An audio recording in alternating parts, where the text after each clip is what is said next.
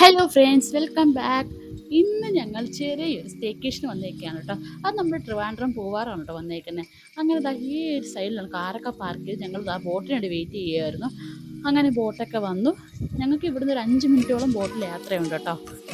പൂവാറെന്ന് കേൾക്കുമ്പോൾ നിങ്ങൾ വിചാരിക്കും ഒരു ഐലൻഡ് റിസോർട്ട് ആയിരിക്കുന്നല്ലേ. ഇത് ഒരു ഐലൻഡ് റിസോർട്ട് തന്നെയാണ്. എന്നാൽ പൂവാർ ഐലൻഡ് റിസോർട്ടോ ഗോഗോലാൻഡോ അതൊന്നുമല്ല.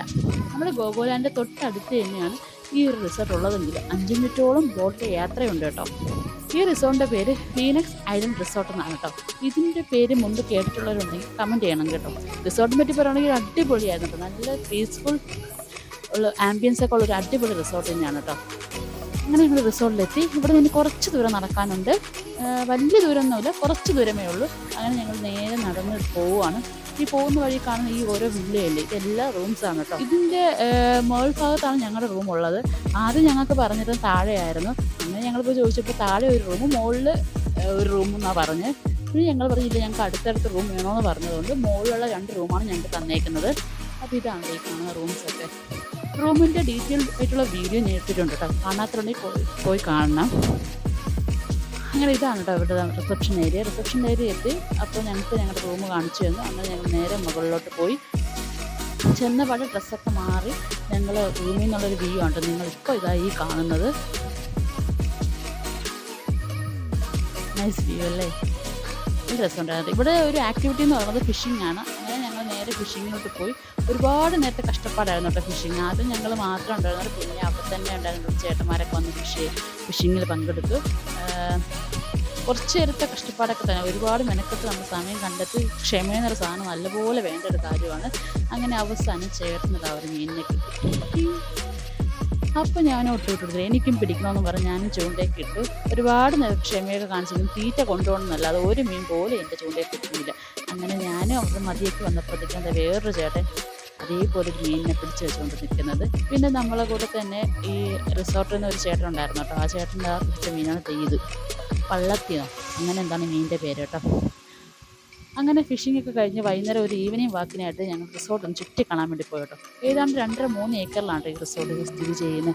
ഇങ്ങനെ നടന്നു പോകുന്ന സ്ഥലത്ത് ഇവിടെ കുറച്ച് സ്പേസ് ഉണ്ട് കേട്ടോ. ഇവിടെ നമ്മുടെ ഫാമിലി ഗെറ്റ് ടുഗദറും ഫ്രണ്ട്സായിട്ടൊക്കെ വരുന്നവർക്കൊക്കെ അടിച്ച് പൊളിക്കാൻ പറ്റിയ ഒരു ഏരിയ കേട്ടോ ഇത്. കാര്യം അത്രയ്ക്കും ഫ്രണ്ട് ഏരിയ ഒരുപാടുണ്ട്. അപ്പോൾ അവർക്ക് അവിടെ പാട്ട് വെച്ചിട്ടോ ക്യാമ്പ് ഫയറൊക്കെ ചെയ്ത് സെലിബ്രേറ്റ് ചെയ്യാൻ പറ്റും. പിന്നെ കുട്ടികൾക്ക് ചെറിയൊരു പ്ലേ ഏരിയ ഉണ്ട്. കുഞ്ഞു കുട്ടികൾക്കൊക്കെ ചെറിയൊരു രീതിയിലുള്ള പ്ലേ ഏരിയ, വലിയതായിട്ടൊന്നുമില്ല. പിന്നെ ഇവിടുത്തെ പൂള് എടുത്ത് പറയേണ്ട ഒരു കാര്യമുണ്ട്, ക്ലീൻ. എടുത്ത് പറയണം ക്ലീൻ. രാത്രി 11 മണി വരെ നമുക്ക് ഈ പൂള് നമുക്ക് യൂസ് ചെയ്യാൻ പറ്റും കേട്ടോ. അങ്ങനെ ഒരു കാര്യം കൂടെ നമുക്ക് ഈ റിസോർട്ടിൽ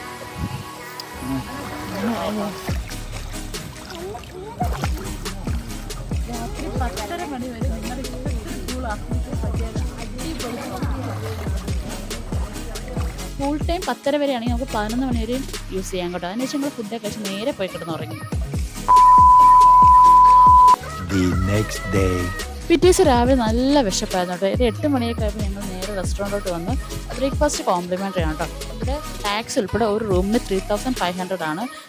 പിന്നെ ഇവിടെ ഒരു ബൊഫേ അല്ല, അത്യാവശ്യം നമ്മൾക്ക് വീട്ടിൽ സാധാരണ കിട്ടുമ്പോൾ ദോശ, ഇഡ്ഡലി, പുട്ട്, പിന്നെ കടലക്കറി, സാമ്പാർ, ചമ്മന്തി, ചായ, ഇത്രയൊക്കെ ഉള്ളൂ കേട്ടോ. ചെറിയ രീതിയിൽ ബ്രേക്ക്ഫാസ്റ്റ്, വലിയ ആഡംബരമൊന്നും ഇല്ലാത്ത കുറച്ച് ബ്രേക്ക്ഫാസ്റ്റ് ആയിരുന്നു. പിന്നെ ബ്രേക്ക്ഫാസ്റ്റിന് ആയിട്ട് വേണ്ടി നല്ല ടേസ്റ്റ് ആണ്. നമുക്ക് വീട്ടിൽ കിട്ടുന്ന അതേ ടേസ്റ്റ് നമുക്ക് അവിടെ ഫുഡ് കഴിക്കാൻ പറ്റും. തലേദിവസത്തെ രാത്രിത്തെ ഫുഡായാലും അങ്ങനെയാണ്. തലേദിവസം രാത്രി പൊറോട്ടയും ചപ്പാത്തിയും ചിക്കൻ കറിയൊക്കെയാണ് മേടിച്ച്. പൊറോട്ട മാത്രം ഇവർ പുറത്തുനിന്ന് അങ്ങോട്ട് ഓർഡർ ചെയ്ത് തന്നതാണ്. പക്ഷേ ചപ്പാത്തിയും ചിക്കൻ കറിയൊക്കെ നമ്മൾ വീട്ടിൽ നമ്മുടെ അമ്മ വെക്കുന്ന അതേ ടേസ്റ്റാണ് നമുക്ക് ഫുഡ് കിട്ടുക. അതുകൊണ്ട് ഫുഡിൻ്റെ കാര്യത്തിലൊക്കെ അടിപൊളി തന്നെയായിരുന്നു, ഒന്നും പറയില്ല, ഒരു രക്ഷയില്ല. പിന്നെ ഞങ്ങൾ ഫുഡൊക്കെ നല്ല ആസ്വദിച്ച് കഴിച്ചായിരുന്നു കേട്ടോ. രാവിലെ ആയതിന് നല്ല വിശപ്പും ഉണ്ടായിരുന്നു. ഒരു ചായയൊക്കെ കിട്ടിയിരുന്ന ഒരു ആശ്വാസമായി. അതിനുശേഷം ഞങ്ങൾ ഇതാ റെസ്റ്റോറൻറ്റിൽ നിന്ന് ഇറങ്ങി. ഇനി നമുക്ക് നേരെ പോകുന്നത് ഞങ്ങളുടെ റൂമിലോട്ടാണ്. കാര്യം ഞങ്ങൾക്ക് 11 മണിക്ക് ചെക്കൗട്ട് ചെയ്യണം. 12 മണിക്ക് ഞങ്ങൾ ചെക്ക് ഇൻ ചെയ്തതാണ്.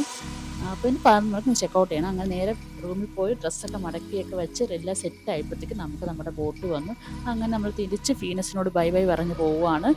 അങ്ങനെ ഇതേപോലെ പീസ്ഫുൾ ആയിട്ടുള്ള റിസോർട്ട് നിങ്ങൾ നോക്കുകയാണെങ്കിൽ ഞാൻ തീർച്ചയായും പറയും ഫീനിക്സ് ഐലൻഡ് റിസോർട്ട്. അപ്പോൾ താല്പര്യമുള്ളവർക്ക് നമ്പർ ഞാൻ താഴെ കൊടുത്തേക്കാം, കോൺടാക്ട് ചെയ്യുക. അപ്പോൾ ഇത്രയുള്ള ലവ് യു ഓൾ, ബൈ.